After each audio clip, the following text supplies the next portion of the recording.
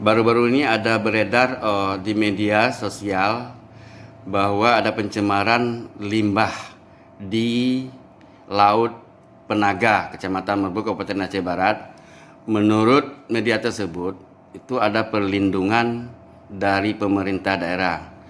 Bapak selaku Kepala Dinas Lingkungan Hidup Kabupaten Aceh Barat, tolong dijelaskan tentang perlindungan tersebut, apa benar atau tidak? Baiklah, pada prinsipnya pada tanggal 29 pagi kita buka HP WA, ternyata sudah salah satu media menyebutkan bahwa ada turun lagi batu bara yang dari Laut ke pantai Penegak Cut Ujung batu bara. Pada prinsipnya kita tidak pernah melindungi perusahaan manapun. Apabila berbuat salah, tetap kita tindak tegas sesuai aturan yang berlaku. Dan kita ke lapangan, kita periksa, apabila benar kita ambil tindakan tegas, kita panggil dan akan kita beri sanksi.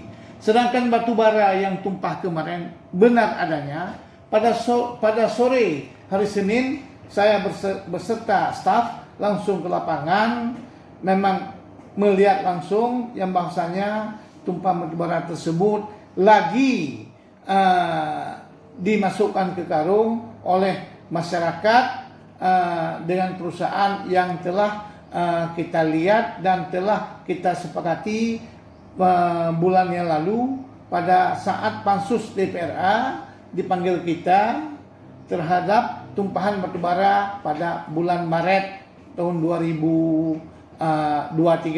Adapun saat tersebut kita menjelaskan bahwa apabila ada kelompok-kelompok batubara yang turun lagi dari laut lepas ke pantai, itu mengambil kesimpulan dari DPRA waktu Pak Tarmizi SP sebagai isahnya tim pansus langsung berbicara, apabila tidak ada yang mengakui bahwa batubara siapa di antara PLTU 12 dan PT Nipa Bersaudara, apabila ada turun lagi ke pinggir pantai, PT Nipa Bersaudara dan P12 wajib segera membersihkan. Itu kesepakatan bersama waktu itu.